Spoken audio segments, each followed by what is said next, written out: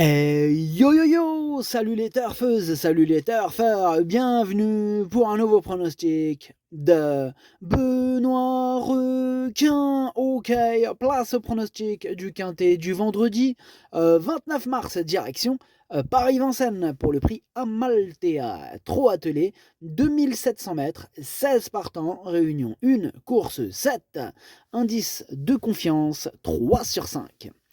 Petit retour sur le quintet du mercredi 27 mars. Dans mon pronostic, je vous ai donné le tiercé en 5 chevaux. Et cette vidéo, je la tourne avant l'arrivée du quintet de ce jeudi. Je reviendrai dessus demain. Ok, c'est parti, on commence le pronostic et on commence avec le numéro 1, Gladys du Cèdre. Et on écoute l'entraîneur Clément Thomain. Gladys Ducet, il a effectué sa rentrée là au début du mois, après pas loin d'un an d'absence, hein, quand même, hein, un an d'absence, hein, ouais. Bon, elle a montré ce jour-là qu'elle allait avoir besoin de plusieurs courses, hein, pour revenir au mieux. Bon là, elle est encore loin de son meilleur niveau, hein, elle n'est pas performante en plus à l'attelage. Voilà, je vous conseille de l'écarter, hein. Ouais, bah c'est le moins que l'on puisse dire, hein. Là, franchement, on peut la rayer sans risque, hein, ce numéro 1, vous l'aurez compris. Même pas dans sa discipline, elle a besoin de courir, Miskina. On va la laisser tranquille, hein, on va la laisser se reposer. Énorme nom pour ce numéro 1, hein, ça en fait déjà un de moins, hein, donc c'est bien, hein. Il compte pour du beurre, comme on disait en maternelle. On passe au numéro 2, Hold Up du Dijon, et on écoute Thierry Raffegeau. Hold Up du Dijon, il n'a pas forcément eu des déroulements favorables, hein, ces derniers temps. Bon, cela dit, à Caen, il s'est montré accrocheur, hein, il a pris la deuxième place. Bon, j'avais la possibilité de le présenter à Marseille mercredi, mais bon, la présence des 6 ans m'a dissuadé. Là, il sera déféré des 4 pieds ici. Bon, certes, c'est l'un des moins riches, mais il devrait participer à l'arrivée, hein, il est resté très bien. Moi, il me plaît bien ce numéro 2. En plus, il devrait avoir une petite cote sympathique, hein. Bon, voilà, ce sera pas la cote du siècle, mais ce sera pas non plus une cote dégueulasse, hein. Donc, on va pas cracher dans la soupe, hein, comme on dit. Ce numéro 2, moi, il me plaît bien. Je l'ai gardé en toute fin de combinaison.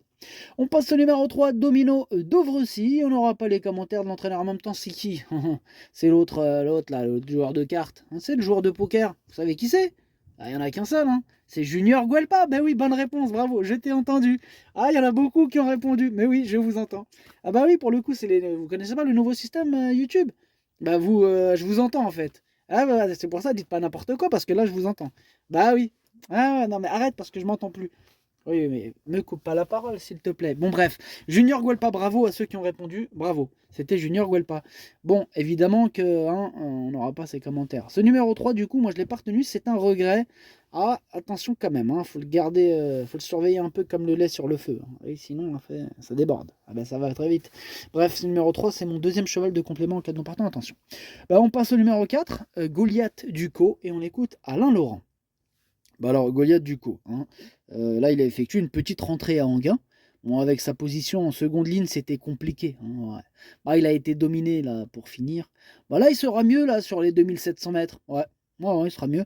Maintenant, hein, on affronte quand même les 7 ans, hein, et quelques étrangers. Tiens, ah oui, les étrangers aussi. Donc, je vous dis tout de suite, la partie, elle ne sera pas facile, hein. Bon, là, je le défère quand même des antérieurs. Il va essayer d'accrocher une petite place. Bon, ok Alain, donc il fera de son mieux, hein, il va faire ce qu'il peut, ce numéro 4, que je ne l'ai pas retenu. Il y en a que 2 sur ma liste, et lui il est capitaine, hein, de ma petite liste des possibles casseurs de tickets repérés, donc attention, hein, c'est lui le chef. On enchaîne avec le numéro 5, hein, c'est Great of Madrid. Là on écoute Stéphane Meunier. Stéphane Meunier, c'est à toi. Great of Madrid, il me paraît très bien le matin. Bon, on a opté pour cet engagement plutôt que le lendemain à Laval. Bon, là, il sera déféré des 4 pieds. Bon, il faut qu'il rassure, hein, mais il peut accrocher une petite place. Je vous cache pas que ce numéro 5, c'est lui mon gros regret, c'est lui mon cheval de complément en cas de non partant, donc attention, possible cassage en vue. On enchaîne avec le numéro 6, Gardner Shaw, et on écoute Yannick Henry. Gardner Shaw, il est désormais revenu au mieux, hein, après avoir effectué un break cet hiver. Bon, il manquait d'une course lorsqu'il s'est présenté sur ce parcours-là au début du mois, mais sa dernière tentative à Enghien était très bonne. Bon, là, vendredi, il bénéficie quand même de bonnes conditions de course. Il retrouve aussi une opposition dans ses cordes. Ah, il devrait pas taper loin. Il devrait pas taper loin. Ah, il est chaud, Yannick Henry, avec son numéro 6, et il a raison. Il me plaît beaucoup aussi. Moi, je l'ai mis cinquième. On passe au numéro 7, Fonzi Déripré, et on écoute Léo Abrivard. Fonzi Déripré, il a réalisé une excellente saison la dernière. Il a connu une petite baisse de régime cet hiver.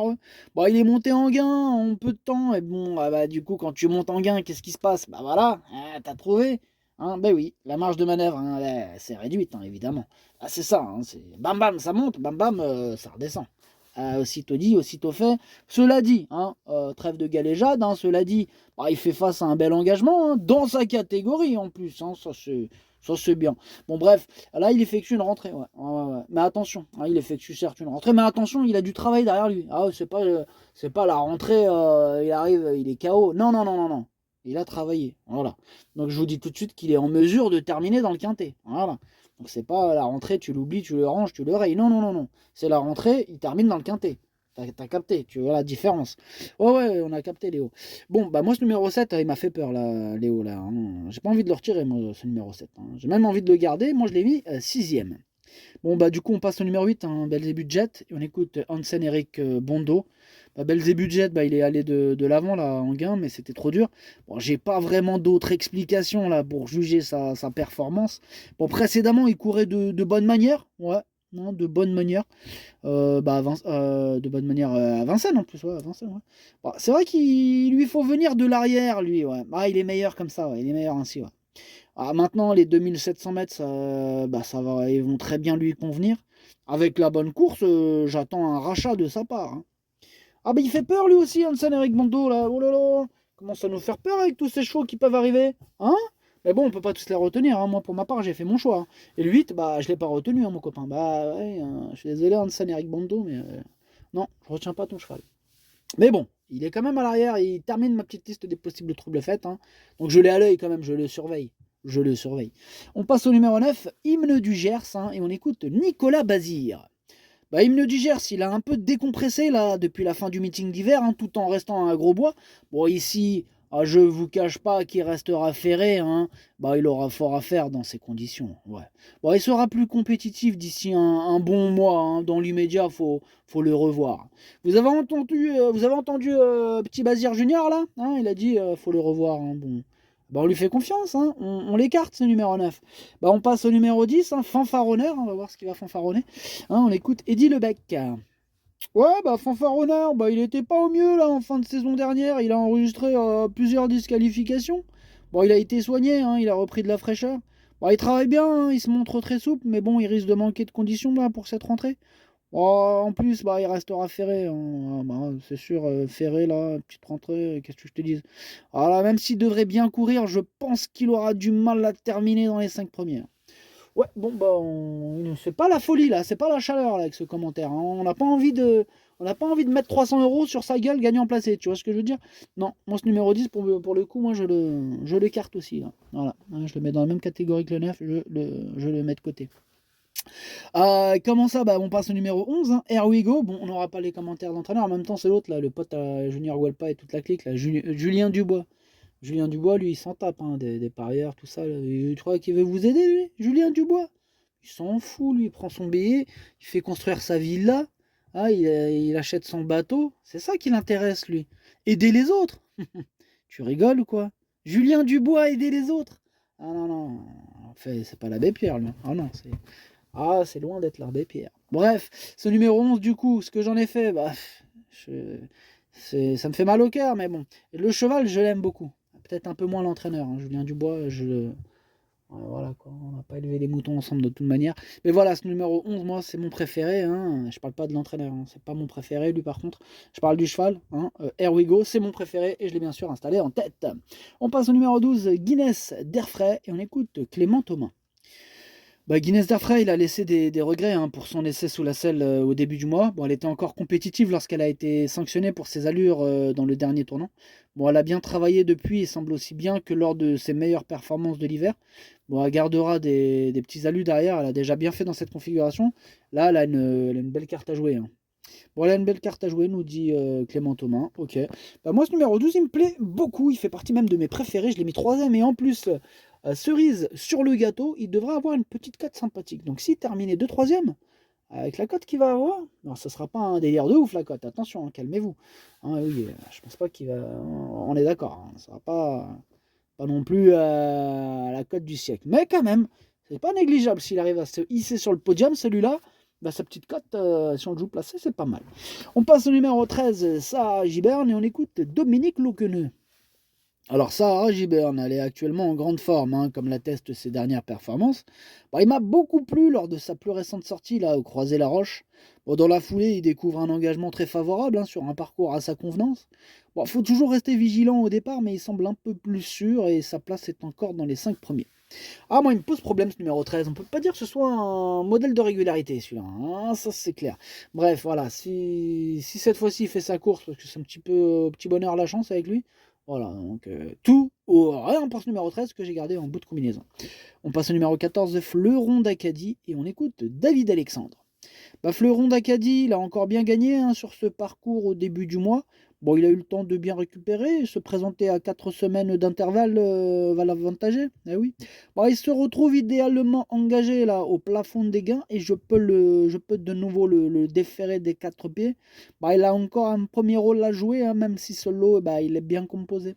Ok, merci. David Alexandre. Ce numéro 14 fait partie de mes préférés. Je l'ai mis très haut. Je l'ai mis deuxième et j'y crois. On passe au numéro 15, Jeff de Play. On écoute Franck Leblanc. Bah, Jeff de Play, bah, il a connu de nouveaux problèmes de santé, hein. Ouais, il a dû être arrêté. Ouais. Là, il n'a pas été revu en compétition depuis le mois de juillet. Il va donc avoir besoin de plusieurs courses hein, pour revenir au mieux. Bon, de plus, il est performant contre remontée, hein. Vendredi, vous pouvez l'écarter, hein. Ouais, bah c'est ce qu'on fait. Énorme nom pour ce numéro 15. Ciao.